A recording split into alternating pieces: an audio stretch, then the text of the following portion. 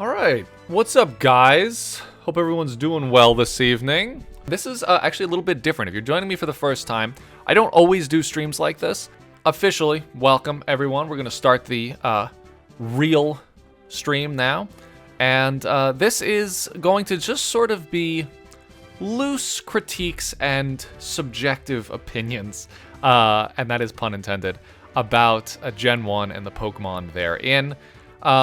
I'm going to preface this by saying and reminding all of you to keep in mind that Gen 1 is obviously a very unique selection of Pokemon designs, because this was it. This was the beginning. This was the start of not just a franchise, but a whole genre of games, right? Now we can point to something and say that kind of looks like Pokemon, right? Pokemon popularized the concept of kids going off on adventures with their little monster buddies, and it made it marketable, and it made it kid-friendly, but also something that adults could enjoy. And these Pokemon defined that genre. So yes, some of them don't really hold up so well today. They didn't age super well, and I'm probably going to be talking about that in more specific details when we get to those Pokemon. But just keep in mind the whole time that these Pokemon created everything that we love about Pokemon now. We owe to these first 151 Pokemon. So just keep that in mind. And we're gonna start right at the beginning. Of course, there's the age-old question: what was the first Pokemon? You know, Arceus, Mew, Bulbasaur, or Rhydon. But we're just gonna start numerical order. Bulbasaur. I mean, what can be said about Bulbasaur that hasn't already been said, other than it's not my favorite? There's nothing that Bulbasaur does wrong. I think it's very cute, and it has that sort of hidden potential that I talk about a lot in starters, where you look at it and you can sort of see it becoming stronger just by looking at it now. It's got that really great Gen 1 thing going on, where it's sort of an amalgam of a bunch of different animal features. You got some cat in there, you got some frog, a little dinosaur, and then it brings in the part of Pokemon that we don't see in real life, which is things like plants mixing with animals, and what kind of creatures that would create. Of course, Bulbasaur is adorable. I don't think I would ever say that I don't like Bulbasaur. However, I think what it's lacking is just something exciting, and that might be a personal thing, and it might be just because I'm used to Pokemon nowadays, right? You know, Pokemon nowadays usually have a lot more going on with them. But of course, Bulbasaur was one of the first Pokemon that anyone has ever would ever see. So of course, they don't have that standard to go off of. It was just a simple idea to convey very clearly, this is the grass starter, right? Because that's another big part of the role that Bulbasaur plays. Elemental interaction, that's like core in Pokemon's combat mechanics. So you need to convey very clearly, this is the grass one. Doesn't convey at all that it's the poison type. I'll throw that one in. Doesn't convey at all that it's a poison type. And it's also got that thing that I love about Gen 1 Pokemon, where you can't really say it's one animal or another. You know, some people will say it's a frog, some people will say it's a dinosaur, some people will say it's a lizard, some people will say it's a cat. But it's really none of those things, and all of them at the same time. You can really tell that, like, when Pokemon first started off, they didn't put as much thought into their designs as they do now, because they weren't really sure what they were yet. They were still figuring it out. I mean, look at this. Look at this artwork. They couldn't even decide if Bulbasaur had claws on its back feet. Like, it's got like one claw on its back foot, and the other two are just bare. And then this foot, it doesn't have any claws at all. But this artwork is very cute, and of course I love that watercolor style. But this is just one of 151 Pokemon. I've spent way too much time on Bulbasaur already. Alright, Ivysaur. This is a good opportunity to talk about what makes a good evolution, because a lot of times people go for the Gen 1 convention of evolutionary designs, which is just sort of add something onto the Pokemon that already exists. I loved drawing Ivysaur as a kid, because when you draw Ivysaur, you pretty much just draw Bulbasaur and then give it a flower on its back. It's such a simple, direct concept for an evolution. Again, it's sort of establishing the things that we're so familiar with in Pokemon today, and it feels more like a Pokemon is growing up than evolving, right? I think some Pokemon look like evolution, right? In real life, you know, one species over many, many, many millions of years becomes another species. But some Pokemon look more like baby, you know, adolescent, and then adult. And I think Ivysaur sort of fits more into that category of being sort of like Bulbasaur, but just physically matured a little bit. That said, I like Ivysaur a lot. I remember I played Ivysaur in Super Smash Bros. Brawl a lot. It was Pokemon Trainer, but I would only play as Ivysaur just because I really liked how it attacked with the Vine Whips. That was always something that I loved that you didn't really get to experience in the games because they didn't have 3D animations or anything. So when they used Vine Whip, you couldn't tell that the vines actually came out. You could only look at it in the anime or like in video games like that or like Coliseum and stuff.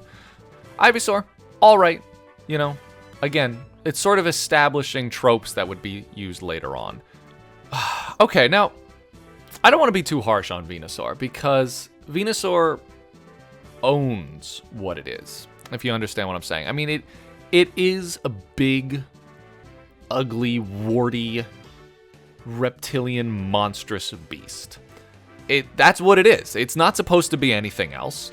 It wants to be chunky, it wants to be fat, it wants to have a big mouth, it wants to have big round feet with sharp claws, and a big poisonous flower on its back. That's what it is. Now, of course, if that's not your thing, then you might not like Venusaur, and that's sort of where I'm falling into this category because I don't like how stationary it looks. I don't like how unmoving it looks. I remember I had a toy Venusaur when I was a kid, and the legs were just fused to the body.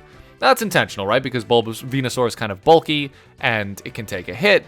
It's supposed to look like that, but it's just not my thing. I would say, you know, Venusaur, again, it's sort of very different from what we see in Pokemon today.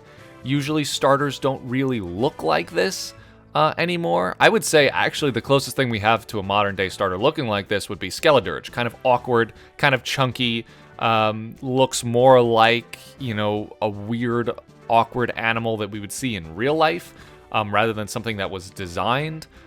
I do think that Mega Venusaur fixes a lot of the problems that I have with Venusaur. You know, just this pose, the way they drew it in general.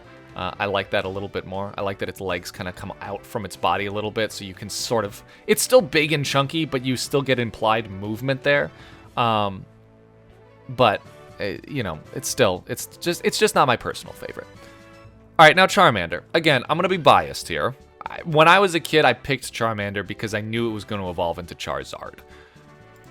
But I didn't really like Charmander that much. I think that it's just too simple, even when I was a kid. Actually, that's not true, because my first Pokemon game was Sapphire. And the fire starter in that, Torchic, to me, it's not really more of an advanced concept. It's kind of just, this is a fire lizard, Torchic was a fire chicken. It's not really more of an advanced concept, but the way it's designed has a little bit more excitement to it. It breaks up the space in more interesting ways. It has a little bit more personality. I'm not going to reiterate this every time. I prefaced it by saying this, but of course, Charmander set a standard, right? It is sort of... This was the beginning. This was the very first idea. And if Pokemon didn't exist, if nothing like Pokemon existed, and someone told you, we need a small monster that represents fire, what would you draw? You would probably draw this. This is probably the first idea that would come to your mind. I do kind of wish that Charmander kept this little nub on its back that you see in older artwork of it. That sort of implies that it will one day sprout wings. Yeah, it's one more thing to make Charmander a little... It's so smooth. It's like everything about it is just so round and smooth. It is cute. I can't say it's not cute. I can't say it's not iconic. I always think about this plush that my cousin had when we were growing up. Massive. It was like a 2-foot... Well, maybe it seemed bigger because I was small. Yeah, it's just... I mean, it's the first thing that comes to mind. And the fire on the tail, they definitely use that a lot in this generation, as we can see. Now, I liked Charmeleon a lot more than Charmander when I was a kid. I think it's because, again, like I liked seeing implied movement, and Charmander in its design looks like it can move around a lot, which I like. It's got these kind of very thin upper arms and then these very heavy, bulky looking forearms, which to me implies that it could deliver a really nasty swing. I loved when my Charmander evolved in Fire Red because sending out Charmeleon just immediately felt so much more powerful. Like it felt like, you know, it was only level 16, but once you got there, you were like, I could take on the water type gym leader. I could take on Misty with just my Charmeleon. It feels so strong.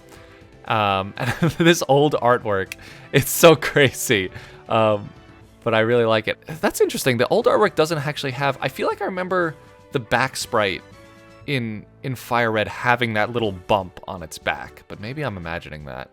And I also like the color. I really like when Pokemon change color as they evolve, because again, it feels more like evolution rather than just growth. Very simple, very straightforward, but for me, Charmander to Charmeleon feels like a very big power spike. It feels like it's gained a lot of power. Now Charizard. I think it's impossible to not be biased about Charizard at this point. I think that it's such a popular Pokemon that everyone has a strong opinion about it. Whether you are sick of seeing it getting new forms, whether you love it as much as you did when you were 5 years old, or whether you're just like, oh my god, it's so strong. Why is it so strong in every generation? It's always valuable in the meta.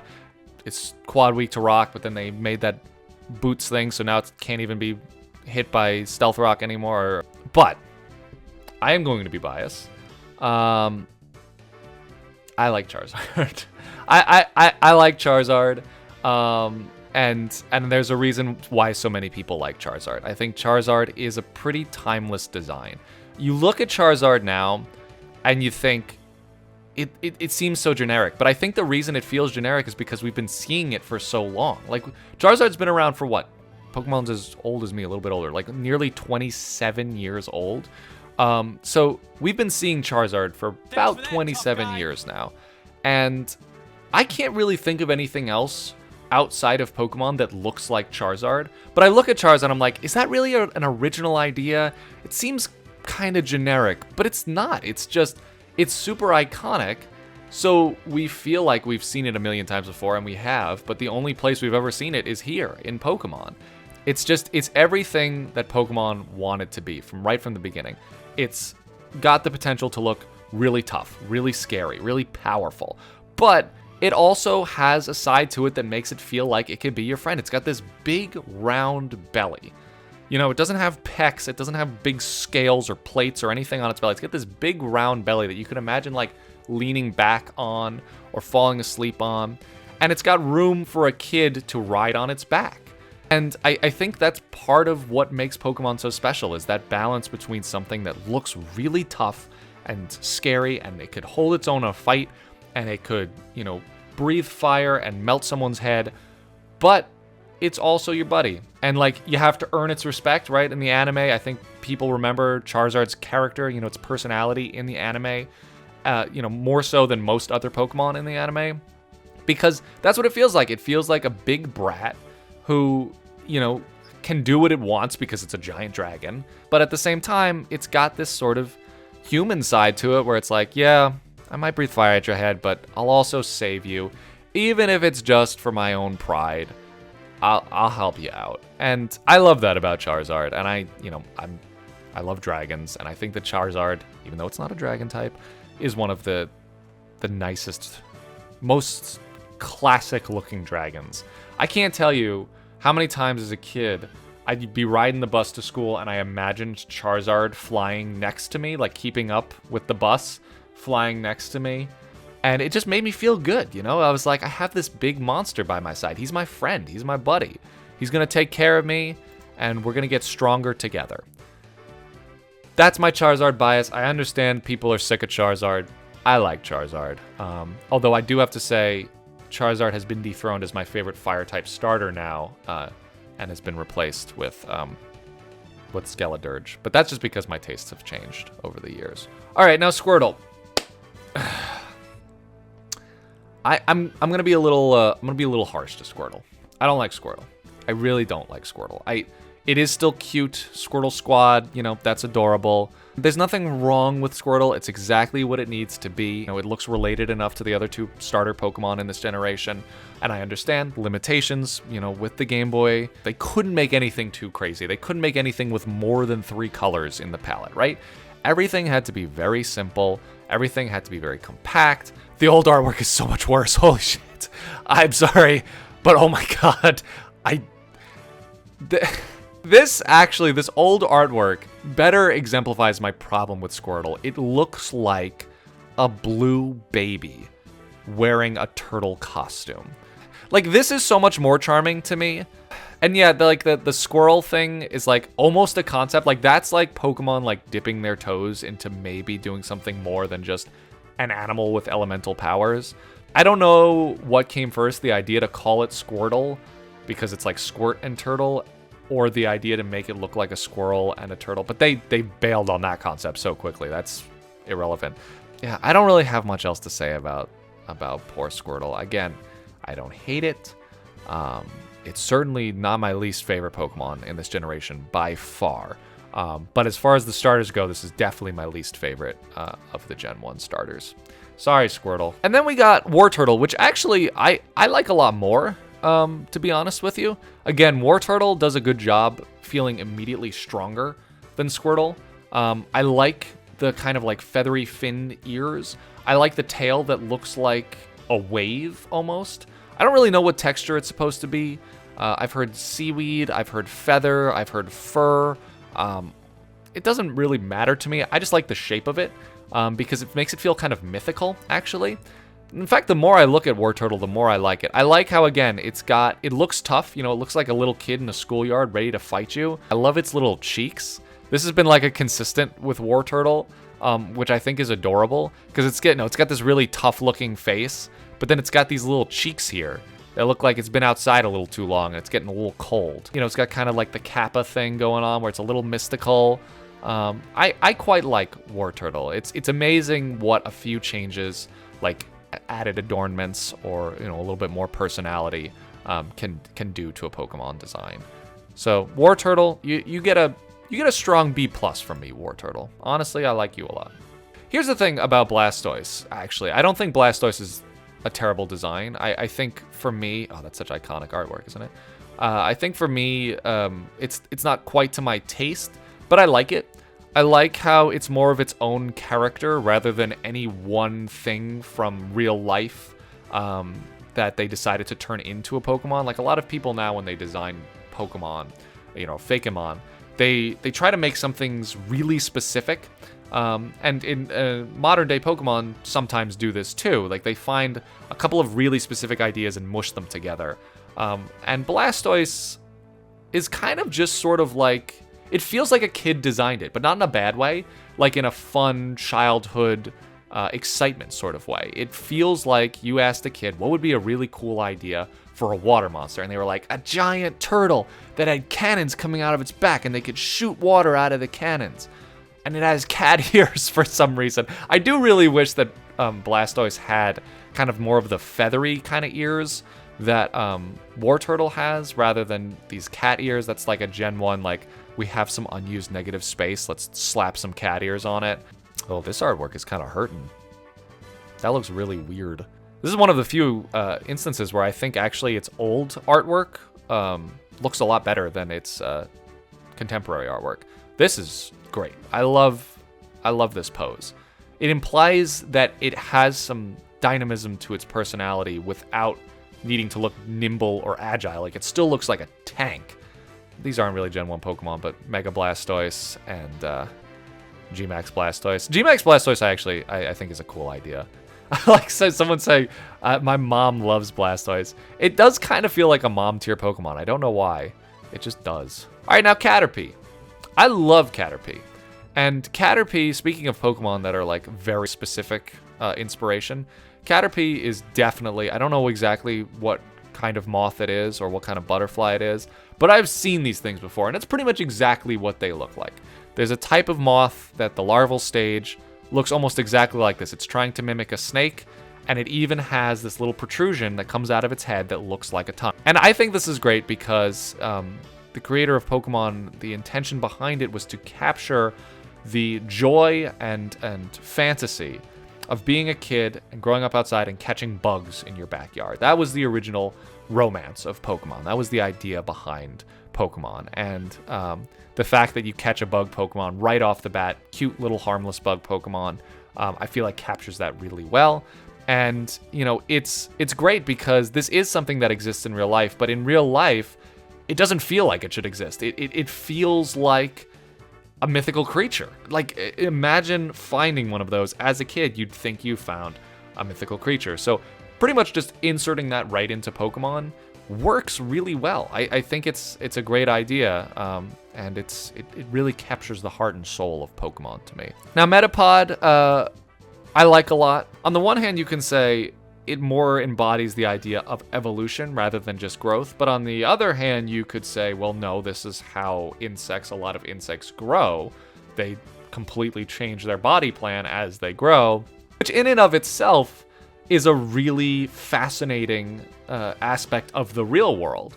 And as a kid, you know, to see the transformation from caterpillar to butterfly, it feels like you're in a fantasy world. Metapod, I can't be the only one, but as a kid, I thought it faced this way, right? This was the nose here, and then this is the, you know, it's angry rather than sleepy. And I didn't like it as much when I thought this was the nose. But now, as an adult, I like it more. It's cool. I like all the segments of it. It's cool that it's just one color. You don't really see Pokemon that are just one color anymore. It's designed well because it breaks up the negative space using just lines rather than more colors. Butterfree, I mean, who doesn't like Butterfree? It's exactly what it needs to be. It's a cute little butterfly, but it's also a monster that doesn't exist. I think it sort of falls into the same category as Charizard, where you look at it and you're like, I feel like I've seen that before. And you have, because you've seen Butterfree before, like, a lot. It's so cute. This is, again, like, there's not really one specific inspiration for this Pokemon. It's kind of just a bunch of ideas, and then just sort of like, let's just make it cute and give it giant feet for some reason, which is great. I love the variation of shapes, even though they're all very round shapes. Got kind of like spiky little claws. Got fangs for some reason, because it's a monster, you know. And, of course, I do really love the Gigantamax. That's a beautiful Gigantamax. Weedle, I don't love as much as I love Caterpie. I mean, it's supposed to be ugly. That's the idea. Like, whereas Caterpie is the Pokemon that's supposed to be like a bug where you're like, oh, this is cool. I want to check it out. Weedle is the bug that you find and you're like, I don't think I want to touch that. But the old artwork for Weedle, I mean, it's fantastic. This is another thing that you see a lot in Gen 1 Pokemon where it's like, we have negative space. What are we going to do with it? Big pink nose. I don't know. Just slap it on there. Little dot eyes. I mean, it's cute.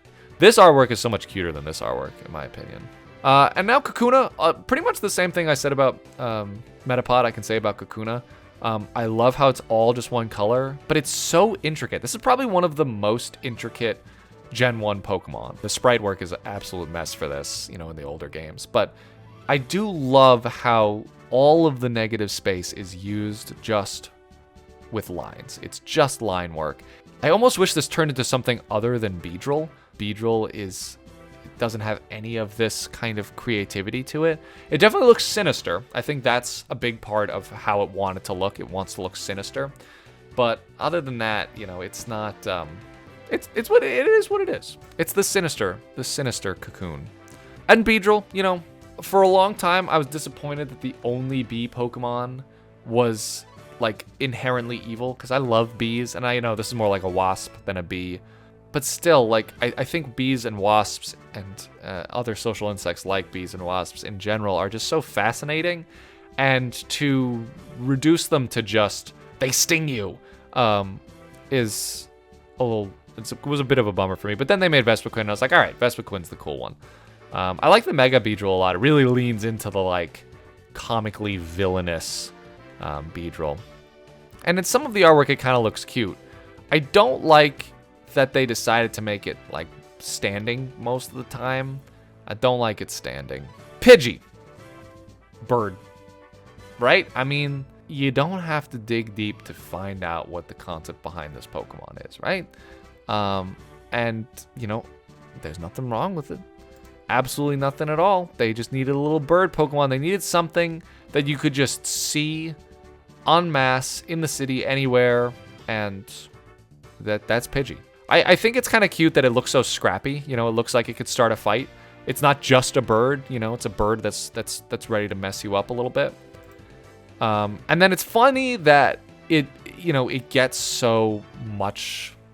I don't know, at the same time it gets so much more, but it also doesn't really get that much more. Like, they add some, you know, beautiful plumage with Pidgeotto, and it's, you know, Claire loves this Pokemon because it is so simple. Like, it's just straightforward. It's just kind of just a bird that wants to fight you. And I actually like Pidgeot quite a bit.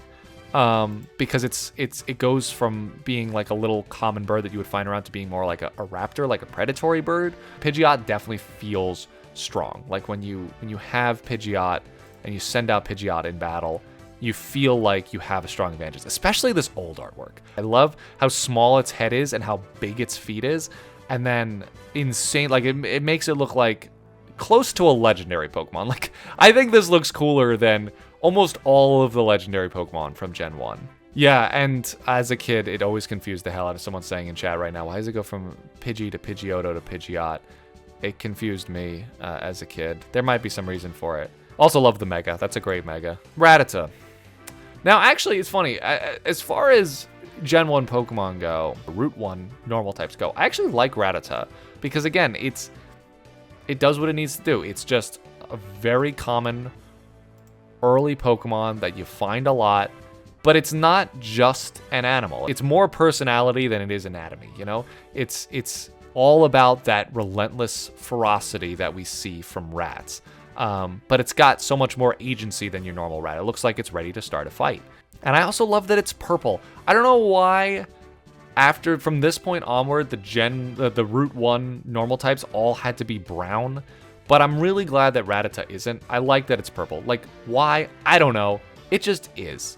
Now, how many people have been here since old subjectively? Because if you have, you know how I feel about Raticate already. And I'm not going to harp on it for too much. Everything I said I like about Rattata, I don't like about Raticate. I don't see a lot of personality in it. It just kind of, it's nasty. Like, it's clearly, you know, you don't want to mess with it. But I don't know why I should care. It's just a rat. It's ugly, but that's not what I don't like about it. Like, Alolan Raticate is also ugly, but I like Alolan Raticate because it gives me a little sense of character. It's got a little characterization to it. It looks like it's the boss. It looks like it gets all the food, and if there's anything left over, you can have it. And it looks like it's commanding an army of villainous rats to do its bidding.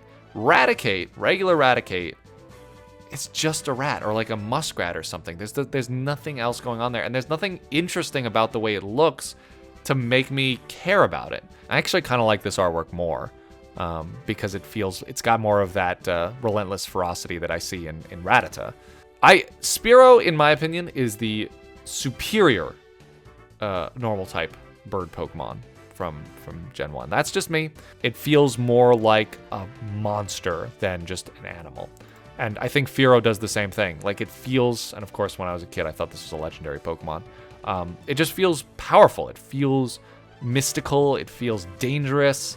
And this one actually doesn't really feel like it could be your friend. I think some Gen 1 Pokemon have trouble feeling like they could be your partner. I don't think they quite had that as an identity for Pokemon at this point. Definitely feels like something you want to be able to tame. You want to be able to say that you're strong enough to control this monster. And that's what I like about Fearow. Ekans. I've been holding off on saying this, and I'm going to try not to say it too often. But for people who use the argument as a critique in newer generations, that Gamefreak is running out of ideas. Ekans is Snake written backwards, and there's really not much else to say about it. It is just a snake. They said we need a poison type. Here's a snake. Let me look at the old artwork, actually. Is there something more charming about the old artwork? Nope, the old artwork makes it look even uglier. It had more stripes. Kind of like it better with more stripes. Contrarily, Arbok has a little bit of a concept to it. Granted, it's pretty much the most basic concept you could come up with when you were thinking about a snake, but it established itself well as the villain Pokemon, right? I mean, pretty much everyone, their first association when they think of venomous snakes, they think bad guys. And yeah, Arbok is the bad guy. This, I wish its crest still looked like this. This artwork is incredible. I love the way it looks here. And I really wish that they kept that face. Like, it still has a face in its hood, but it's just not like that. Like, that's fantastic. I love how it has lips, like almost like lipsticks, like it's a femme fatale. Yeah, I definitely don't have a problem with Arbok. I think Arbok is a cool idea. I also like how it looks thinner here. The fact that Arbok ended up with this like really fat lower body that's kind of short took a lot of the movement out of it, I think. So yeah, again, this is an example of the older artwork looking cooler than the newer artwork. Different regions have different Arbok faces. That would be really cool. All right, what is this one? How have I never seen this Pokemon before? No, I'm kidding. I've seen Pikachu before. Look, guys, I mean, you could use Pikachu in pretty much any lesson about strong character design. There's a reason why this has become one of the most iconic character designs, arguably of all time. You know, you'd be hard pressed to find someone who doesn't know who Pikachu is, and what Pikachu represents. And there's a reason for that. Pikachu is all appealing. Everyone, no matter what your target demographic is, can like Pikachu. Like, I like big, tough, scary-looking Pokemon, but I still like Pikachu because it has that side to it where it looks like it could get into a fight. It looks like it could scrap. It could jump up. It could swing its tail. It could electrocute you. It could swipe at you. Maybe it could bite you. But it can also cuddle up next to you. It could be cute. You could dress it up. I mean, look, the cosplay Pikachu just shows right away just how much this design has room for improvisation. You can just, because there's all this great negative space here. You could slap a bow on it. You could slap a fur collar on it to give it some spikes. You could make it fat. I mean, old Pikachu is just absolutely adorable. I don't know. What do you guys think? Are you a fan of more, fat, round Pikachu, or do you like, slim, modern Pikachu? Or do you like to meet in the middle and modern fat Pikachu? Because honestly, I don't know which one I like more. I think they were smart and right to assume that people would want to move in this direction, move from like here to here to here, because again, it makes Pikachu feel more capable of fighting. It makes Pikachu look like it could take a hit. It makes Pikachu look like it could land a hit. You don't have to love Pikachu, but you do have to accept that it is one of the most iconic Pokemon of all time. It's one of the most iconic character designs of all time. It's so easily marketable, just a simple thing like yellow, black, and red, those two big cheeks. You can slap that, you could draw with a crayon in 2 seconds and someone will know what it is. It's like the power of graphic design right there. Like, that is brand recognition at its most simple. And that's why Pikachu is so famous. And now Raichu. I mean, it's so funny to me that Pikachu became the mascot and it does have an evolution, but it doesn't need to evolve. That's not relevant. And it's great. I mean, that episode from the old anime where Ash wants Pikachu to evolve because he thinks it'll make it stronger, but Pikachu refuses to evolve. I mean, that again is part of the core themes of Pokemon. Being stronger doesn't mean being bigger or being tougher. It's about the strength that you find within each other. And believing in someone else, or giving your strength to someone else, or having faith in someone's ability to be stronger. I love old Raichu artwork. Look at that fucking weirdo. He's so cute. Oh my god, I love it. I am glad that Raichu kept like the really thin tail. I like that a lot. And Alolan Raichu is adorable. Gotta love Raichu. Sandshrew, I love Sandshrew. I mean, this is fantastic. Sandshrew, I think, the old artwork is so cute. I love that. Look how cute that is. It's another Pokemon where you can kind of pinpoint, Pangolin, Armadillo, But it's really its own thing, you know? It exists in Pokemon on its own. And Alolan Sandshrew is fantastic too. And Sandslash, great progression. Good progression of concept. Good progression of, you know, again, feeling stronger. I mean, those big claws, there's no way you couldn't feel like that's a stronger Pokemon than what you had before.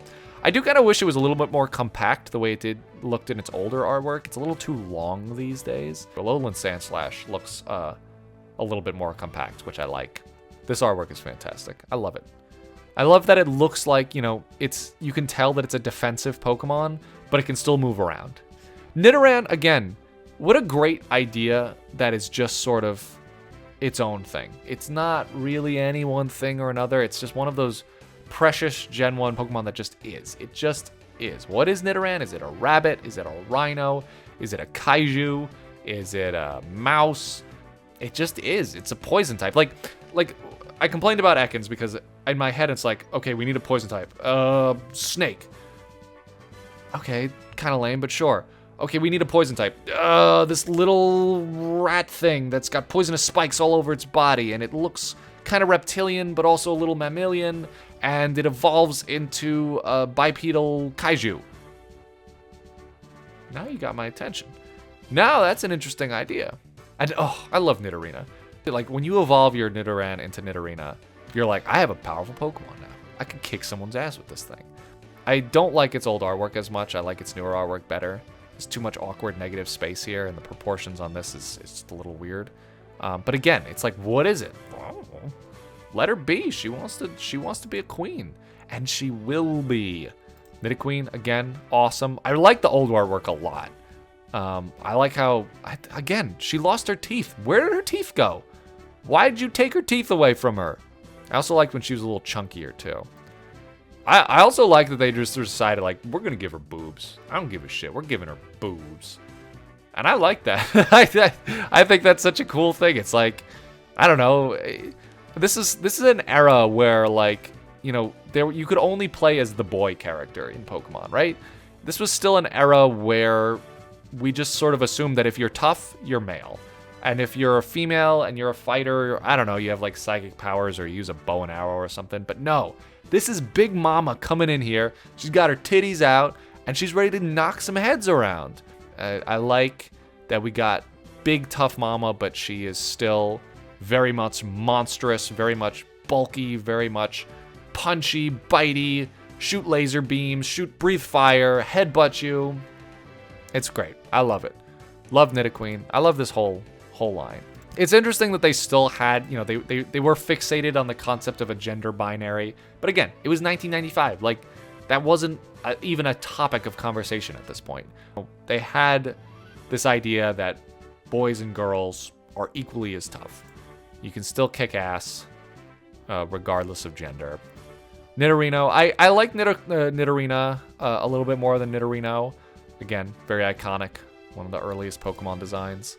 Nidoking always makes me think of Baragon from Godzilla, but still, it doesn't really feel like one thing or another. It's like, it's a dinosaur, it's a rhino, it's a bunny, it's a lizard, it's an alligator, it's a, I don't know, it just is. And it's a poison and ground type. What? I don't know. It just is. Clefairy. Love Clefairy. Remember back in the day, there was that weird manga with Clefairy? It looked so strange. I didn't like that Clefairy too much, but Clefairy definitely had potential to be a mascot for Pokemon. I think the only thing it's lacking is that sharp contrast in colors that Pikachu has. You know, just pink on brown. It's not really as eye-catching as yellow on red on black. Personally, I like the pink better. That's more suited to my palette. And again, what the hell is it? I don't know. It's a living star. It's an alien. It's a little cute thing. Like, this is the side of normal types, and of course at the time it was a normal type. Now it's not anymore. But this was that side of normal types where it's like, it can just be whatever you want. Normal type is just miscellaneous. Clefable, I think I don't like Clefable because it feels unnecessary to me. Like, this is, again, they're kind of just padding out the Pokedex a little bit. It's just Clefairy, but bigger. When you stretch out Clefairy, to me, it loses a lot of its charm. It kind of just looks weird. Vulpix, I mean, this is another one where it's a great combination of mythology and real animals. You know, the nine-tailed fox, a very famous myth. This definitely feels like a rare Pokemon. You know, that much of it is clear. This is, again, is a Pokemon that definitely appeals to a more feminine sort of sensibility with design. So they were considering that, you know, not everyone wants to see big, macho, sharp, pokey Pokemon. They want, some people like soft, cute, elegant-looking Pokemon. And, I mean, Ninetales, other than the name, it's, you know, it's a creative idea. It feels powerful. It feels mystical. It feels rare. You know, this is an endgame Pokemon. This is a Pokemon that you see with the gym leader has it. You know, does Blaine have one? I feel like Blaine must have one. And you're like, oh, okay, I gotta take this shit seriously now. Not entirely my thing, but I like it. Jigglypuff, again, one of the most iconic Pokemon out there. What is it? It's not anything. It's just Jigglypuff, you know? It doesn't really have to be anything. It can just be Jigglypuff. I mean, I don't think there's anything I can say about Jigglypuff that you guys aren't already thinking yourself. It's cute. It's normal type. What is a normal type? I don't know. Whatever you want it to be. Wigglytuff actually doesn't bother me in the same way that Clefable bothers me. I don't know if I can say there's a ton of concept behind it, but it doesn't detract from Jigglypuff. It's sort of its own thing. It's still cute. It feels a little tougher. Feels like it could fight a little bit more. I like how it can learn Flamethrower for some reason. Yeah, it's, you know, a little bit more. Adds a little bit more. Again, they're padding out the decks, but that's okay. Zubat. This is early Pokemon. This is really early Pokemon stuff. They're establishing some conventions. They're setting up tropes that can be used later on. And, well, okay, I'll just say what we're all thinking. Everyone hates Zubat because you found it in the caves and they drove you crazy. And they did that for like 5 generations. Zubat was just the Pokemon that you always encountered on the tiles, a random encounter. Zubats over and over and over again. They're just annoying. And it's really hard to separate that from its design. I gotta say, though, one thing I do love about Zubat, I love how it doesn't have eyes, but its ears become its eyes. And that seems like a newer thing. Like, it doesn't, in the older artwork, it doesn't quite look like that was their intention. And maybe it wasn't. But when I was a kid, I read Zubat as these ears being its eyes, which to me seems very intentional. Okay, the more I look at Zubat, the more I like it. Okay, sure. I hate Golbat. I think the one charm Golbat has about it is just how fucking weird it is. They didn't sit down and think, you know, what could we do to make something really unsettling? They were just sort of like, I don't know, it communicates with echolocation and it's got a big mouth. It bites you. There's not a lot of concept there. Its feet are very strange. I don't like that they ditched the whole idea of the ears being eyes. Instead, they gave it these weird... They don't look like real eyes. They don't look like they should be eyes. Yeah, the original artwork kind of does look like a casket, but it doesn't feel intentional. Oddish. Adorable. Absolutely adorable. I love the name, too. It went over my head for years that it's an odd radish. But that's absolutely adorable. I can't sing enough praises for Oddish. And I love that it established the trope of a cute little plant monster that would slowly become more and more beautiful. Well, slowly. Very slow. I still like Gloom. This was one of my sister's favorite Pokemon when we were growing up. She really loved Gloom. The drool is unsettling. But that's sort of it, right? You know, it's not a beautiful flower. It's kind of just... It's a Rafflesia. It's supposed to be gross. It's got its tempting nectar that's actually quite deadly. Now, Vileplume is adorable. Vileplume... Look at this little guy. Look at that crazy little guy. You know, this is another one where it doesn't seem like it has a lot of concept put into it, and yet it works. You know, it's kind of just a Rafflesia flower, which they already did with Venusaur. And then it's just got a little guy underneath it. But I love it. And I love how it's sort of got this very mischievous look to it, especially in the Fire Red and Leaf Green artwork, where the flower is tilted ever so slightly to sort of give you this vibe that it's It's watching you. And I like that implication of a poisonous personality. Paris is a really cool idea for a Pokemon. I like how, despite the fact that the phenomenon is something that exists in real life, what it is that we're looking at doesn't exist in real life. Like, I guess it kind of looks like a cicada nymph, but it also has claws and these really strange mouth parts. Yes, of course, when the fungus that infects the brains of insects actually sprouts out of their bodies, they don't look like Amanita mushrooms, but it is a really cute idea to literally convey that. It's a great middle ground between looking absolutely terrifying and kind of being cute. Yeah, I think this is a very well thought out Pokemon. This is one of the Gen 1 Pokemon where they gave it some thought, and it paid off. And I like Parasect even more.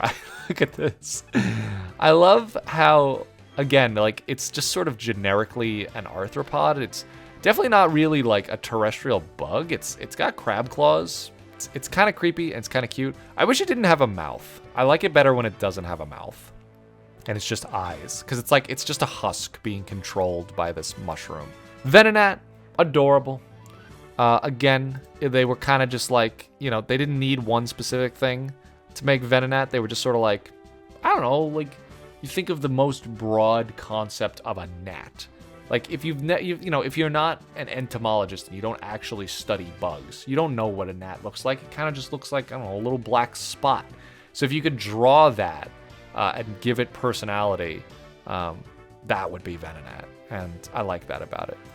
You know, and of course it looks like it should evolve into Butterfree, and maybe it was supposed to evolve into Butterfree. But that's okay. It's its own thing. And I like that, again, that stark difference between Venonat and Venomoth I actually kind of like, because again, it feels like evolution and change rather than just growth. You know, it's sort of like from left to right rather than from up to down, if that makes sense. Actually, I think I like Venomoth more than I like Butterfree, as far as just generic butterfly moth Pokemon goes. Really love the old artwork too. Love that subtle transparency you see in the wing. Now, I didn't give Diglett proper credit when I was a kid. I didn't get it. I thought as a kid, I thought it was lazy. But I get it now. It's a whack-a-mole. It took me so long to understand that, and I didn't understand why it was so fast. Its speed stat is so high because it ducks underground really quickly before you can hit it. And I think that's cute. I think this is one of the most iconic Pokemon. Someone over at Gamefreak really loves Diglett because it's been getting a lot of love over the past couple of years. And I think it is very cute. I think it's a clever idea, despite the fact that it's so simple. I think if this was a new Pokemon, like if this just came out, people would say, oh, Gamefreak is running about ideas. But I would defend it because I would say, no, actually, I think it's a pretty clever idea. It's just a simple design. And you can have a simple design and still have a good idea. And then Dugtrio, this is where I would say it got lazy. Again, I can't complain about it because it is so cute and it is so iconic.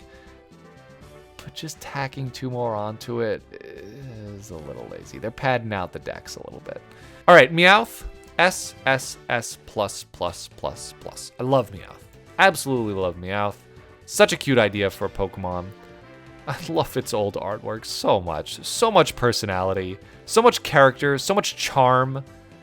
You know, and I love how it became one of the most empathetic villains from my childhood. You know, technically Meowth was a bad guy, but you were never rooting against Meowth. When he, you know, the Meowth on Team Rocket, you never rooted against Meowth.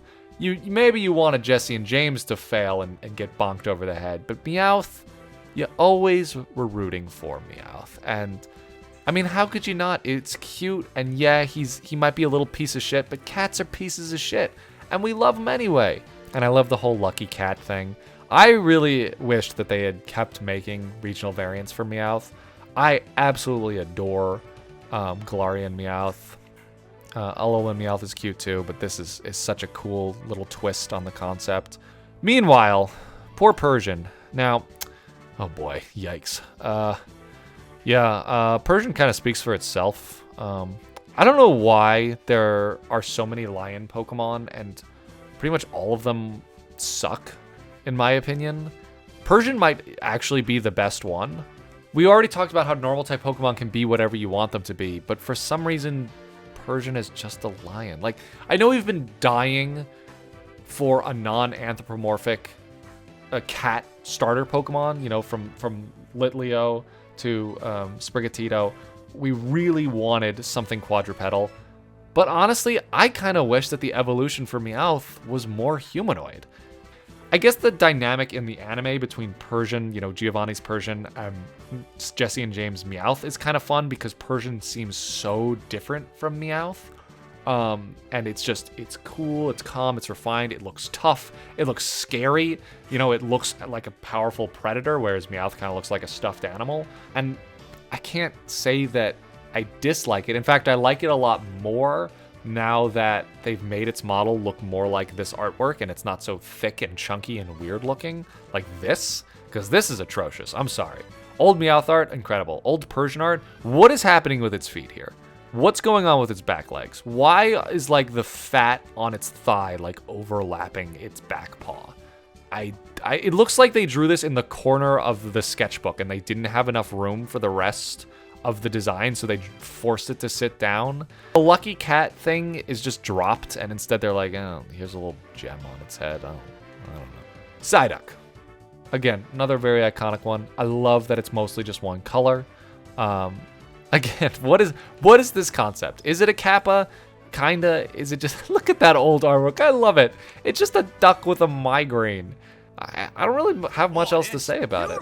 I really like the idea. For some reason, this isn't a psychic type. It really seems like they were like, I don't know, they like desperately needed a psychic type, so they were like, oh, a duck with a headache. But it's not a psychic type for some reason. I don't know why. Yeah, it's literally Psyduck. I don't know, but I still love it, and I relate to it because I get bad migraines. And then Golduck. Golduck's artwork makes it look cooler than it has ever looked in the games. That's kind of cool. That's kind of cool. This, I wish it had more colors. And again, it's got this weird gem on its head, just like Persian. Why? I don't know. For its psychic powers, but it's not a psychic type.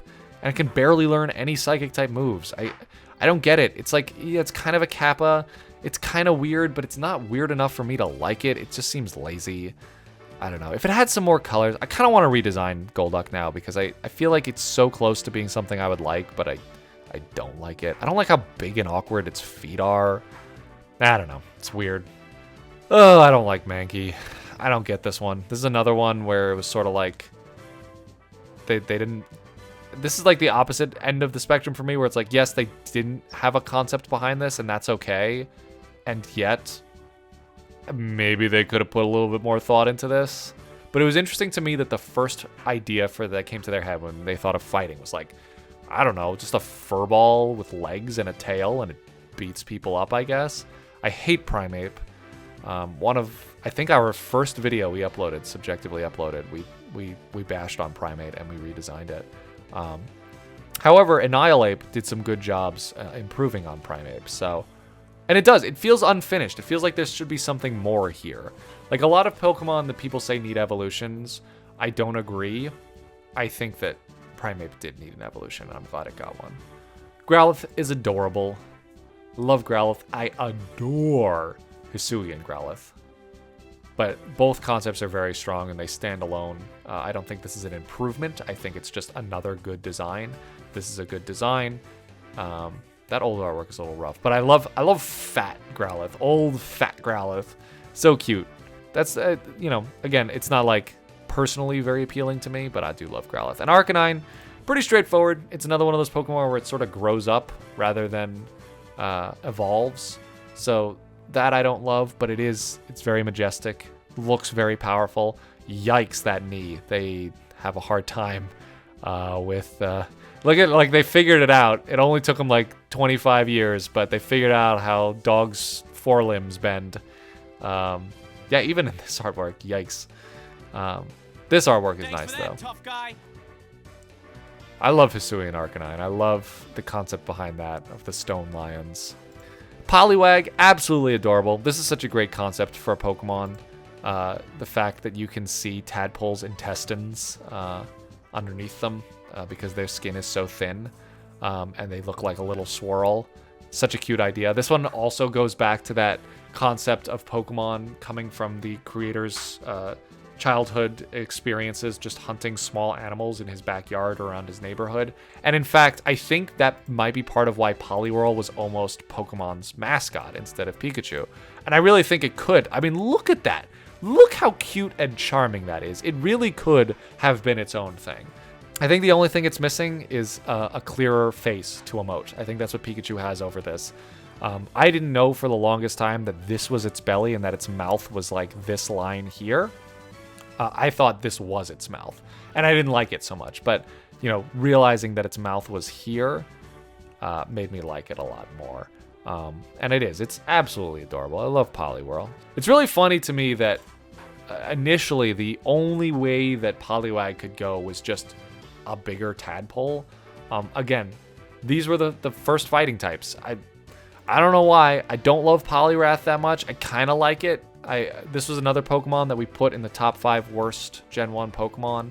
And it just a few simple changes could make me like it so much more.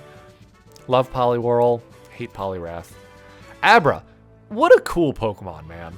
This is another one where it's like, it's just so Pokemon. It is a Pokemon. It is nothing else. It is only a Pokemon. I love how its whole personality is just, it sees you and it's gone. And to this day, it's still, I actually found a shiny Abra in Arceus, and it got away from me because it teleported away immediately. I couldn't even be mad because I'm like, that's it. That's Abra's thing. And I like Kadabra too. It's just, it's so weird. Like, this is the quintessential, like, psychic type. I would guess this is probably the first psychic type they designed.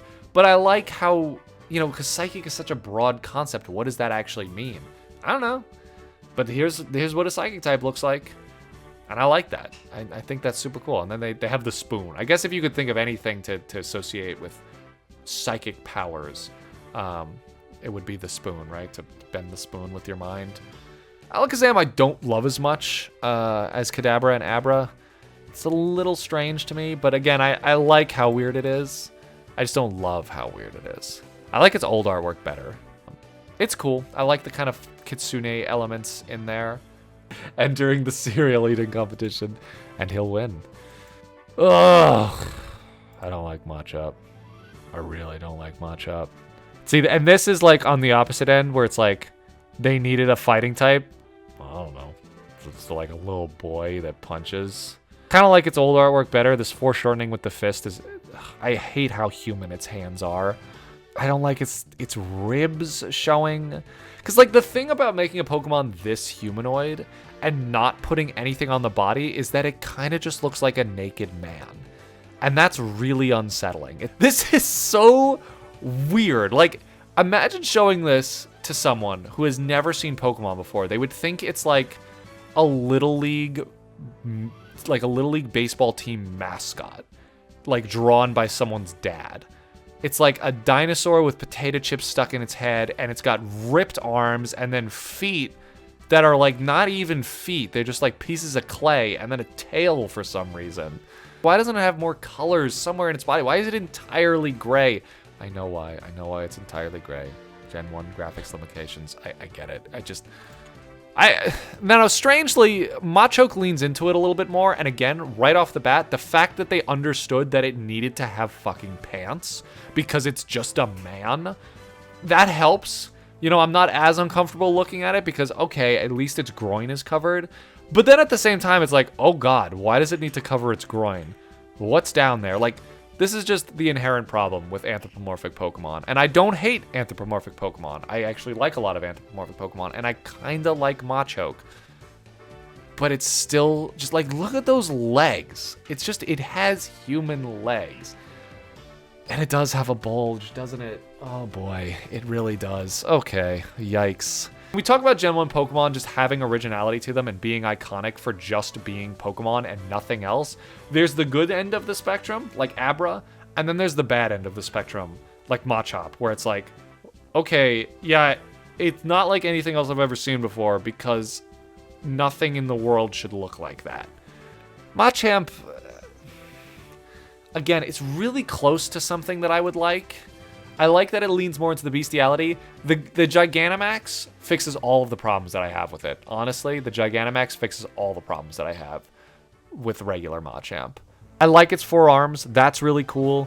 I really love the way these arms are drawn. It's just weird. And anyone who complains about anthropomorphic Pokemon and, oh, they only design anthropomorphic Pokemon anymore. Look at Gen 1. This is what we started with. This set the trope.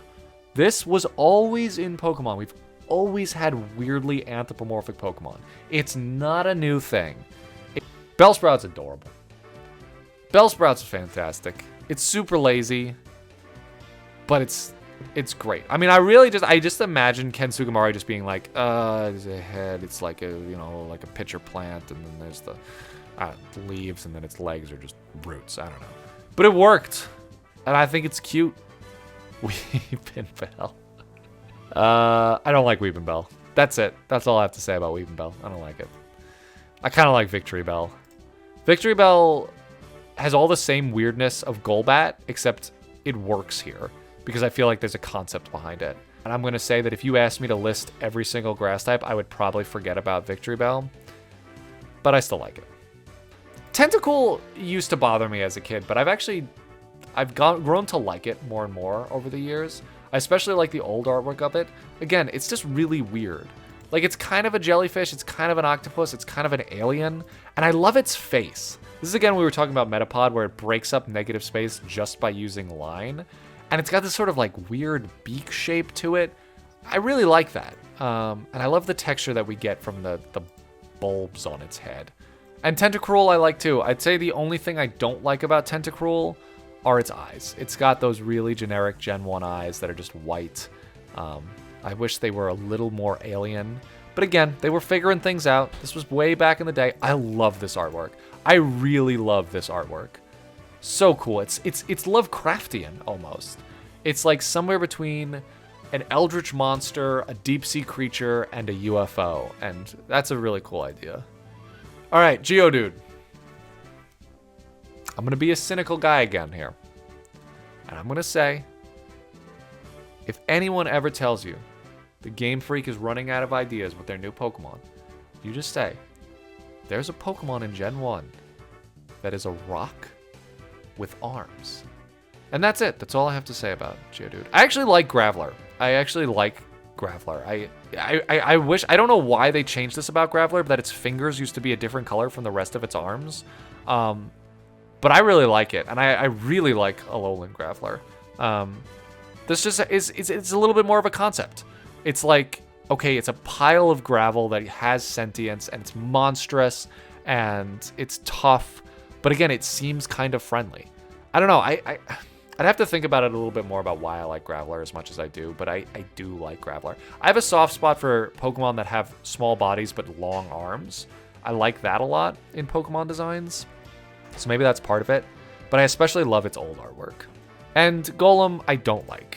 As much as I like Graveler, this was another one where it's like, they didn't know what to do with it, so they were just like, I don't know, make it a lizard monster or something. Like, it has a nostalgic charm to it, like it feels like something from an arcade game. Can I say this about Gen 1 Pokemon? It doesn't feel like a Pokemon. I hate saying that, but I don't know. All right, Game Freak is running out of ideas, guys. They just made a horse on fire. I've never liked Ponyta, but I'm not a horse girl, so I don't, Horse girls in the chat, speak up. Is Ponyta a good horse? Oh, Galarian Ponyta is adorable. This is so cute. I like that they shrunk the proportions a little bit. It's a little squatter. It's a little lower to the ground, and I love the shapes that its mane and tail makes. I think this is an upgrade, and I love that it has a horn. It always needed a horn. Ponyta always needed a horn. Yeah, I like Ponyta more than Rapidash too, and you know why? Because Ponyta is a first form Pokemon, and Rapidash, they could have done so many different things with this, and they did. And it's so much better. It's got personality, and it looks magical, and it looks mystical. This is just a horse on fire, guys. I don't want to say it's a stupid design because people love Gen 1 Pokemon, but it's such a stupid design. It's just a horse on fire, guys. Slowpoke's fantastic. We're back on the end of the spectrum of Pokemon designs that aren't really anything. Like, yes, it's an otter. Yes, it's a seal. Yes, it's I don't know, a dinosaur. Whatever it is, it just is. It's just a Pokemon, and I love it. And Galarian Slowpoke is great too. It's barely different, but it's great. Slowbro, I love. Again, what is it? I don't know. It just is. Love Galarian Slowbro. Such a cool idea. I love the idea behind it. I love that the poison is in its brain, it's in its tail, and it's in its arms. So cute. Again, like, the lack of concept works here. Because it's more of a character than it is like an animal turned into a monster. It's like, oh, what if some creature lived by the water and it fished using its tail, and then it caught something on its tail, and then the thing on its tail gave it new personality. And I love that. I think it's great. Magnemite, fantastic. It's so interesting the way they diversified electric types in Gen 1, because in Gen 1, steel types didn't exist. Magnemite was not a steel type yet. It was just an electric type. So the idea of what an electric type could be was anything from a mouse to a golem made out of just bolts and magnets to a landmine. This is another thing that people complain about new Pokemon, is they're like, oh, they're just inanimate objects. Again, that's already been a thing. Like, Pokemon has always done that. They've always used everything as inspiration for Pokemon designs, and it's great because it adds so much diversity. This is something that might really appeal to someone. Like, this is my friend Nick's favorite Pokemon. He loves Magnemite. And someone else might say it looks stupid. It's just an eyeball with magnets attached to it. Why is that a cool design? It just gives variety. Magneton, again, same thing I'm going to say about Dugtrio. A little lazy. But at least it makes a little bit more sense here because it's 3 Magnemites stuck together through magnetic force. That actually makes sense. Farfetch'd, really cute idea. Like Farfetch'd a lot. Like Galarian Farfetch'd. Another very iconic Pokemon. It's a duck with a leak. Just kind of does whatever it wants to do. Actually, really. I love Galarian Farfetch'd, actually. I like it a lot. Doduo. Don't like this one. This is another kind of lazy one. And Dotrio is ugly. I'm sorry. Dotrio is ugly. It looks weird. It looks awkward. I don't know why this was their first attempt at an ostrich. And yeah, the concept behind it that they're always fighting with each other. It's weird. Strange. It might just be a personal thing. Alright, guys. Game Freak's running out of ideas. Remember back in the good old days with Seal? The Seal Pokemon? Oh, sorry. It's Seal, the Sea Lion Pokemon. I don't know. Seal's lazy and ugly. Well, okay, that's actually pretty cute. That's kind of cute. I'll give it that. It's kind of cute. Okay, this old artwork's really winning me over. It's pretty cute. Why does it have a flesh horn? I don't know. Why is its evolution like barely different? I don't know. I hate Dugong. I don't hate Seal. I hate Dugong. Why are its flippers like lace or like fabric? That's really gross to me. Like, it could be cute. I get that it's supposed to be like really graceful and elegant and it swims through the water with such beauty and splendor, but like, that looks weird. Oh, Game Freak's running out of ideas, guys. They made a Pokemon that's literally just a sludge blob of toxic goo. I actually don't hate Grimer that much, but like, if this was the first poison type they designed, it was either this or Ekans. They were like, we need a poison type. Oh, a pile of poison. That's a good idea. What does it evolve into? A bigger pile of poison. Oh, that's so cool. I like Alolan Muck, though, because it's a blob of poison that's got something going on. It's got that kind of cool iridescence that toxic waste can have. And it's just, the colors make it more exciting. Shelder is adorable. I think Shelder is really cute. I think Shelder, I love that it's not just a clam. Like, it doesn't really look like any shellfish that exists today. I don't know why it has a tongue sticking out of its mouth, but it does, and I think it's cute. Maybe it's like supposed to be like the muscle foot of mollusks, of bivalves, how they have like a little foot that sticks out. Maybe that's where the idea came from, because it kind of looks like when a clam sticks its foot out of its shell, it kind of looks like a tongue. Maybe that's where that came from. Either way, it's cute. I like it. And I like Cloyster. Again, I think that Cloyster is another good Pokemon that doesn't just grow, it evolves. And I like that. I like that its face is a black pearl. I think that's cool. And you know what? I even like how Ionic it is. People are like, oh, it looks like a vagina. That's awesome. That makes it even cooler. Oh boy, I'm about to get a little controversial, guys. I don't like this line. I don't see the appeal. I think my favorite out of the bunch is Haunter. I like the detached arms, but you can really tell that they didn't think about it that much. I know people love the lore behind Gengar. It's like, oh, it's a dead Clefable, or it's the shadow of a Clefable, or it's an evil Clefable. That's fine, sure. Maybe that makes it more exciting. I don't think that was the intention behind the design. I think they just liked the shape because you see this shape a lot in early Pokemon designs. And they just sort of used it over and over and over again. Don't like Gengar. I know a lot of people do. And I think I see why, you know. It's simple, but it's got such personality. It's really a charismatic Pokemon. But still, it's just not my thing. I don't get it. I don't get Gengar. I don't get Onix either. It's just a bunch of rocks. This feels like maybe one of the first rock-type Pokemon they designed. Even before Geodude, if you ask me, because they had that, like, monstrous thing going on. I think the only thing I don't love, like, the thing that makes me go from, like, it's okay to I don't really like it about Onix, is this implied, like, human nose that it has. That always bothered me. Like, I don't like how it looks like it has a human nose. Drowsy, I love Drowsy. This is a cool idea for a Pokemon design. I can't remember what that mythical creature is called, but it kind of looks like a tapir mixed with a lion or a tiger, and it eats dreams. I like turning that into a Pokemon. This is a Pokemon where the old artwork does not look great, but the new artwork makes me like it a lot. It's just so weird. Again, we're on the spectrum of things in Pokemon where it's like, what the hell is it? I don't know, but I like it. You know, we're back in that zone, which is cool. And Hypno I like too. Again, you know, people are like, it's a proboscis monkey, it's a kitsune, it's that thing, the Baku. Yeah, the Baku. Oh yeah, from Yu-Gi-Oh! I remember there's a card that's Baku. Well, whatever it is, I like it. It's just so weird. It's just its own thing. Krabby. This is I don't think when people say the Game Freak is running out of ideas, I don't think they really can put to words what they don't like about new Pokemon. Because if you ask me, a coconut crab that is a boxer that likes to scrap, that likes to get into fights, that's a more creative idea to me than just a crab.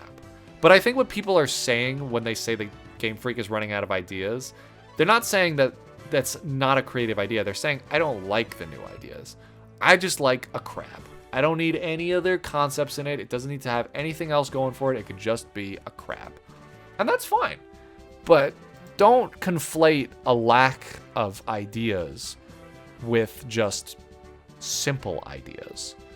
And Kingler is just a crab but bigger. I don't have a problem with Krabby or Kingler. I like both Krabby and Kingler, but they're just crabs. They're just crabs. Now, okay, you might be surprised to know that I actually don't hate Voltorb. I don't think it's lazy. And here's why.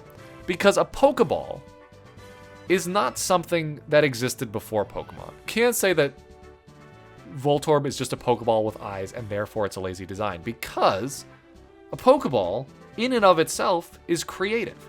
And Voltorb is one of the few, actually, one of the only Pokemon that in the first game you could actually interact with in the overworld.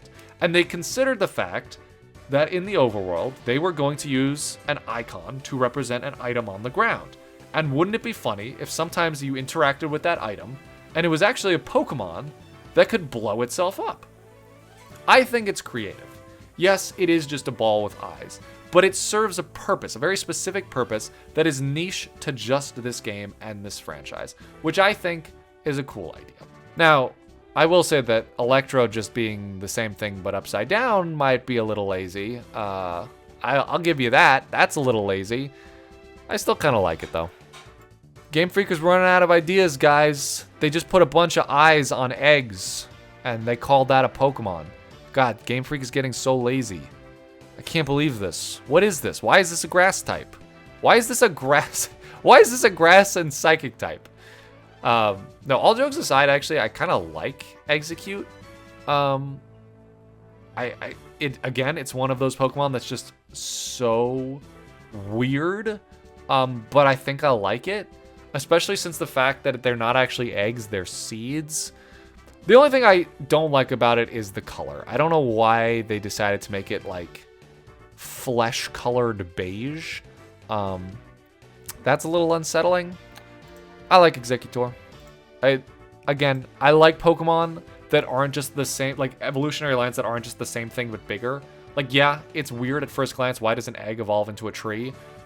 But that's okay because it's Pokemon, and it can be an idea, a development of a concept rather than literally like a biology lesson where it's like eggs don't grow up into trees. Well, we're not in the real world. We're in Pokemon world, and here, yeah, they fucking do. And I love Alolan Executor. Such a fun idea. They had fun with it. They knew what they were doing. And Cubone, very iconic. Oh my god, it's gonna make me cry. Yeah, there's a reason Cubone is so famous. You know, all of the lore. And this is another, this is emblematic of Pokemon's longevity, is that they were so vague with the way they described Cubone, where they throw you a couple tidbits here and there. You can make connections by yourself and sort of say, oh, this makes sense here. Oh, this could be like that. And fans can theory build. For years and years and years, fans have been theory crafting about Cubone. And it's creepy, and it's endearing, and it's exciting, and it's cool. And all of those things keep people invested. And I tried so hard to get Cubone in Pokemon Mystery Dungeon. I worked my ass off trying to exploit that personality test so that I could get Cubone. It took me so long, but I finally did, and I was so happy. And then, all that said, Marowak's a little boring. I almost kind of wish Cubone didn't have an evolution. I feel like it would have been stronger without it. Alolan Marowak is cool, like, standalone, like, as its own design. This is kind of just, like, one of those Pokemon that's just sort of like, what is it? Oh, it's just a guy. Like, all of the things that make Cubone interesting are gone with Marowak, because it's like, okay, wait, so it's wearing a different skull now, so is this still the skull of its mother, or is it another skull? Or is that just its head? Is it head? Does its head look like that? You know, I used to not like Hitmonlee, but it's grown on me, because it's got to that area of weirdness where it's like, I don't know what the hell I'm looking at here, but that's kind of a cool thing. It's a chicken nugget with legs, but I like it a lot more than Machoke. I like it a lot more than just like a gray man with a dinosaur head. I like it because it feels like the embodiment of the spirit of martial arts rather than just a man doing martial arts, which is kind of what Hitmonchan is, and it's sort of why I don't like it. I don't even like the way it looks in its old art. It makes it look like, I don't know, like a crab, but they didn't really commit to it being a crab, and it's wearing clothes. There's another thing. People like to complain about new Pokemon. It's like, Pokemon don't wear clothes. They don't? Pokemon don't wear clothes? That's weird. Lickitung. Love Lickitung. Again, like, I feel like, you know, people say, oh, it's a skink. That's clearly what it is.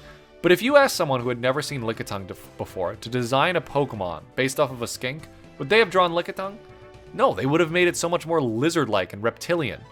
I don't think Ken Sugimori sat down and said, I'm going to make a skink Pokemon. I think he sat down and he said, I'm going to make a tongue Pokemon. And that's it. And I like it. I actually really like it. Coughing, again, might have been one of the first Poison-type Pokemon they designed. I like it a lot more than Grimer. There's a little bit of concept behind here. It's like a couple different ideas all mixed into one. It's cute. It's got character. It looks sinister, but it doesn't look evil. It kind of just looks like a little piece of shit, like a little troublemaker. Weezing. This is a good example of a Pokemon that's ugly, but it's supposed to be ugly. That's its job. Its job is to be ugly. And it does it well. And that's really all I need to say about it. Rhyhorn, I like. Again, a surprisingly intricate Pokemon for Gen 1. Like, you know, we always talk about how there are graphical limitations, and that's what made Gen 1 Pokemon so simplistic. But look at this. Look at the overlapping plates. Like, its evolution isn't even that complex. I never really understood that. Why does it have such an intricate design? I like it, but why? And I like Rhydon a lot too. I know it's the first Pokemon ever designed, and it feels like it. It's not really anything. I feel like when they designed it, they didn't have any idea for like typing or anything. Like that wasn't part of the consideration when they designed it. They were just sort of like, this is a pocket monster, right? And that sort of set the tone going forward. Chansey. I love Chansey, man. I absolutely love Chansey. Such a weird Pokemon. But I love it. I love how weird it is. I love how it's not anything. I spit in the faces of people who tell me this is an axolotl. No, I don't. I don't spit in their faces. But I do think it's ridiculous that people like desperately try to find some real world equivalent. And they're like, it's an axolotl. It's pink and there are things coming off of its head. I like finding a Chansey in the Safari Zone was like, it was like, now it was like, it was as exciting back then as it is to find a shiny now. Like, it was like, whoa, what is that thing? I don't know, but I love it. I need to have it. Surprisingly, I don't like Blissey that much. Tangela, it's weird, but I like it. I don't think it's lazy. I actually think it's kind of a creative idea. It's just simple. It's another design that's, it's not lazy, it's just simple. Kangaskhan, again, definitely follows that, the body plan of like Rhydon and Nidoking and Nidoqueen. Even, well, Cubone, because people theorize that Cubone is the baby in the pouch. But I love it. Again, we got some girl power here. I really love that it is objectively a female Pokemon, but it is not really feminine in any way. But I love that about it. I also love how, you know, again, like if you told someone to design a kangaroo Pokemon, they wouldn't make it look anything like this because it's not a kangaroo Pokemon. It's entirely its own thing. Horsey is cute. It's cute. I guess it used to have 2 fins. I actually have never seen this artwork before. That's kind of interesting. I think I like it more with 2 fins, actually. I like Seadra, too. I like how they decided that this was going to canonically become a dragon. If they weren't so afraid of making Pokemon dragon types in this generation, I feel like they would have made it a dragon type. I like it. Goldeen is... Yeesh. Now, I'll just tell you right now, I love Magikarp. It's my all-time favorite Pokemon. So I don't have a problem with Goldeen because it's just a fish. I have a problem with it because it has lips. Why do so many Pokemon in this generation have lips? I like Seeking a lot more because it does still have lips, but I don't know, they don't weird me out as much. Here they do. When its mouth is closed, they don't weird me out as much. Seeking is actually kind of pretty. And again, they were like, I don't know, what makes it a Pokemon? So I slap a fucking horn on its head. I don't know. Staryu I love. Such a cool idea for Pokemon. Starmie I also love. Oh, I love that old artwork. So cool. So weird. And so unlike anything else that existed at the time. I don't know. I'm like losing steam now, and we're getting to the Pokemon that I really don't like. And like, I don't want to be like entirely subjective here. Like, I want to be able to give you some like good constructive reasons about why I don't like Mr. Mime. But really all I can say is that it's unsettling. And I feel like it's supposed to be unsettling, so I don't think it's a bad design for that. I just don't like it because of that. So I'm just going to move past it. Scyther. I love Scyther. Again, you know, it's not really anything. Like, yeah, it's a praying mantis. But it's like, oh, I love this artwork. So cool. I love the perspective. I love how it looks like it's charging into the sunset. Oh, so cool. Love Scyther. It actually looks so much cooler in this artwork than it does in newer artwork. Oh boy, here we go now. Jinx. Now, before the chat gets flooded with all of these things talking about how Jinx isn't blackface, it's actually a trend from Japan where women like to paint their face a kind of dark tan color. Let's pause for a second, all right? Because regardless of whether or not the creators of Pokemon were aware of blackface, regardless of whether or not, and by the way, I find it hard to believe that they wouldn't be. I understand it's not a big thing in Japan the way it is over here. But either way, you got to be aware of these things. But regardless, let's say that they didn't know about that. Regardless of whether or not that was a trend in Japan, to paint your face darker than it actually is, that still doesn't make it any better. That's still really not okay. And Yeah, okay, sure, you can make the excuse. You could say like, oh, well, painting your face darker is a cultural thing in Japan. It was a cultural thing here too, and it was racist. Like, here, yes, it was explicitly meant to demean and insult and berate black people. In Japan, it wasn't. But that doesn't mean that it wasn't doing those things to black people. It was still that thing. And if that was the intention behind the design, yikes. Even if it wasn't the intention behind the design, still yikes. Still yikes. I've heard so many people defending Jinx. Why? Why do we need to defend Jinx? Let's pretend all of those things don't exist. Let's just get rid of all those things. Racism doesn't exist. We live in a beautiful world where racism doesn't exist. Why are we defending this Pokemon? It's so weird. It's so gross. I can't believe that people critique Pokemon in newer generations. They're like, oh, they're so humanoid. They make them look sexy. They're fur bait. This one literally has boobs. It has boobs and big juicy lips. And hair, and 5 fingers. This is literally another human. There's nothing redeeming about Jinx. I can't fathom why people defend this Pokemon. And just for the record, I don't know who needs to hear this, but you don't need to defend something that people are calling racist, unless you really truly believe in your heart that it's not racist. Like, what is the point of defending Jinx? I don't think anyone at Gamefreak would feel insulted if you decided to say, listen, let's just as a society forget about Jinx. You know, they've never retconned a Pokemon before, but if I woke up tomorrow and Jinx didn't exist, that'd be just fine with me. If they wanted to do like a Viking opera singer thing, why not give it horns?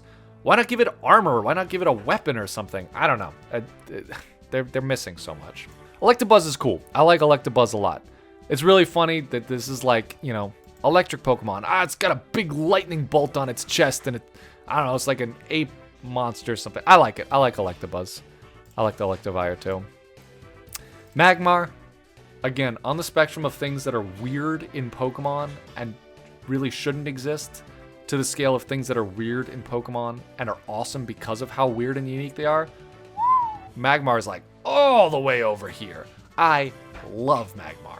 I don't know what the hell it is, but I love it. Is it a Kappa? Is it some other weird mythical creature? Is it just a Pokemon? I think it's just a Pokemon. I think it exists entirely separate of the real world, and that's what I love about it. I love that its Japanese name is Boober. I think that people need to look at, when people are designing fake Pokemon, they need to look at Pokemon like Magmar sometimes and just separate yourself from the concept a little bit and just design a character. Just be like, we need a fire type. What's a fire type? I don't know, this. It's got metal chains around its legs. I don't know why, it just does. Pinsir, kind of cool. It's not really to my taste. You know, if you were going to give me a bug type Pokemon, a weird bug type Pokemon in Gen 1, and tell me to like it, I would probably pick another one. It's weird and scary, and that's what it's supposed to be, so I guess I can't fault it for that. Again, the biggest thing that kills it for me are these Gen 1 eyes. The fucking triangle, angry Gen 1 eyes. Like, look how much better this looks with these weird, yellow, segmented eyes. That looks so much cooler. Boo! Boo! Game Freak is running out of ideas. This is just a cow with like 3 tails. Boo! Boo! Paldean and Tauros wasn't any better. Boo! It's just a cow with tails. This one kind of looks like this artwork. Makes it look a little goofy. But no, boo, boo. Tauros is so boring. Why is this even in the game? You could have done so many cool things with a bull. Woo! Woo! The opposite end of the spectrum. This is entirely personal bias, by the way. I'll give you my spiel about why I love Magikarp. I'll give you the spiel. All right, this is why I love Magikarp. I think one of the most important things in Pokemon is the feeling of growth, right? That's something that we've all loved about Pokemon. That's something that gets kids interested in Pokemon, because you start off weak little guy, you feel like a kid, right? That's what appeals to Pokemon Well, that's what appeals to the target demographic of Pokemon, is that feeling of helplessness. You're just a kid in an adult's world. You don't have any power. But if you give it enough time, give it enough effort, you find the right people, you make the right friends, you grow up, you become strong, you become powerful, you become magical, you become a dragon, man. And I think that is really cool. And I think that's what I love about Pokemon. I just also love the idea of a golden fish that turns into a dragon. Like, I can give you, like, that's like the well thought out, like, you know, art student response, but my gut reaction is just, I love it. It's so cute. And I love the potential there. And it's so simple, but it's so great. And that said, I actually don't love Gyarados as much as I love Magikarp. I love Mega Gyarados. I love shiny Mega Gyarados particularly. But I don't love regular Gyarados, and a lot of it has to do with the lips. Lapras is great. Again, we have a nice feminine Pokemon, which I appreciate. And it's not explicitly feminine, you know. I think it skews more towards feminine rather than masculine. But either way, you know, I just love it. It's cute. Again, it really plays into that whole monsters can be your friend thing. Like, it's big, it's tough, but it's still your buddy. It's gonna help you cross, and we love that. Ditto. They were having fun. They were starting off. They were figuring it out, and they had a lot of fun with Ditto, and I like it. It's such a staple in the world of Pokemon now, and I think that's important. Oh boy, Eevee. I'm gonna catch some flack for this one. I don't give a shit about Eevee, guys. I'm sorry. I get it. I totally get the appeal with Eevee. It's got most of the same appeal that Pikachu does. I totally get it. And I get that there's something for everyone, right? I'm not making any jokes about Vaporeon. I know we could, but I'm not going to. Thanks for that, tough guy. Back to what I was talking about before. There's something for everyone, right? And I like this idea of split evolutions. Introducing that in this way, I think it's cute. I think it's simple, easy to understand, easy for a kid to wrap their head around. I get it. I understand why people like it. It's just not my thing. I'm just not into just the fox, dog, whatever they are. The Gen 1 batch is probably the worst, in my opinion. I like Jolteon. I'll give him Jolteon. Porygon, great idea for a Pokemon. Again, really taking advantage of the fact that normal type can be whatever you want it to be, and I love that. Porygon is fantastic. Ammonite. Again, they went with fossil Pokemon, and the first thing that came to their mind was not a dinosaur. Maybe this wasn't the first thing that came to their mind, but this is what they settled with. Not a dinosaur, but an Ammonite, and they called it Ammonite. I love this artwork, though. I don't understand it at all. I remember finding this meme somewhere, and it was like an anime girl, and she was like, "Oh, great, Ammonite, can you teach me how to dab?" And then Ammonite says, and it's this artwork of Ammonite, and says, "All right, I'll try my best." And then, and then it's just this picture. I don't know. I like Ammonite. It's cute. Really simple idea, but it's executed well. This is a good use of like very limited space for pixel art, but it gets the point across. Amistar is not as cute. You know, anatomy isn't always important in Pokemon, but the anatomy of this confuses me. I'm not entirely sure how its body works, but that's all right. Kabuto is a really cute idea. I love the idea of a very simple trilobite, and I also love the idea that it's got false eyes, and then it's got these very creepy, hollow, glowing eyes underneath its shell. Yeah, I like Kabuto a lot. And Kabutops is very cool too. I mean, it's very similar to Scyther, but it's okay because they're both cool and they're both different enough. Again, like, it's really its own thing. Like, they took a trilobite, and instead of just, for some reason, Ammonite and Amistar, they were like, Amistar is just going to be Ammonite, but bigger and with spikes. But with Kabuto and Kabutops, they were like, Kabuto is just going to be a little trilobite. And then Kabutops, for some reason, is going to be like a dinosaur and like a Sentai villain and like a superhero, and I like Kabutops a lot. Aerodactyl, don't like a lot. Yeah, I don't really like anything about Aerodactyl. It's so funny that they made fossil Pokemon in the first generation, but they didn't make any dinosaurs. And Aerodactyl is really let's call it what it is. It's a dragon. It's not a pterosaur. It's not a pteranodon. It's not any kind of pterosaur, really. It looks as much like a pterosaur as Charizard does. I hate its big, fat lower jaw. I hate its skinny arms that they gave it hands for some reason, and I don't like that it's got this like generic like point tip tail. It's just so awkward. It doesn't look like it can fly either. It looks like it can't hold itself up in the air. Kind of like Mega Aerodactyl a little bit, but not really. That one also looks really awkward. Snorlax is iconic for a reason. This is another Pokemon that was intended to be interacted with in the overworld, which now is a much more relevant thing. I love this artwork. This artwork is so great. It's just a Pokemon. Whatever you want to call it, a bear, a tanuki, it's just a Pokemon. Nothing more, nothing less. Articuno. Oh boy. I'm gonna blaze through the legendary birds here. These are so lazy, guys. They're not interesting at all. Who really likes the legendary birds? The Galarian forms of them, I'm so glad they made them because they're so much cooler. Galarian Articuno, fantastic. I love it. Zapdos is terrible. Galarian Zapdos, so much better. Moltres, absolute fucking shit show. Galarian Moltres isn't even that much better. But it's something, it's something. It's just, these are the first legendary Pokemon that we get, that we see. I guess the fact that you have to chase them around the map is kind of cool. Like, especially if you look at the old artwork, like Pidgeotto, or rather Pidgeot, looks more like a legendary Pokemon than this. It really does. I don't get them. Terrible. Dratini is cute. I hear a lot of people complain about this line because they say, like, Dragonite looks nothing like Dragonair or Dratini. But that's what I love about it. Because, again, it's evolution. It's not necessarily growth. And you could even make the argument that it is growth. I mean, you can say that it's an amphibious animal. I mean, they live in the water. These could be like a tadpole, like a larval form. I've heard some people say that this is supposed to take some inspiration from, like, a Japanese giant salamander.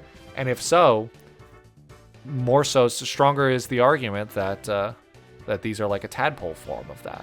I do feel like it's surprising to me that Dragonite has never gotten like a mega evolution or a regional variant or any kind of gimmick to it that would tie it back to these forms a little bit more. I feel like that's so easy to do, and I've seen fans do that. I would kind of want to see that, but Dragonite is adorable. I mean, I don't know anyone who doesn't like Dragonite. Like, it's so simple, but in the best way. I think it's cute. Now, Mewtwo, this is a legendary Pokemon. Whereas the birds feel like absolutely nothing, Mewtwo feels like a proper legendary Pokemon. It feels rare, it feels weird, it feels powerful, and I love how it connects back to humans again.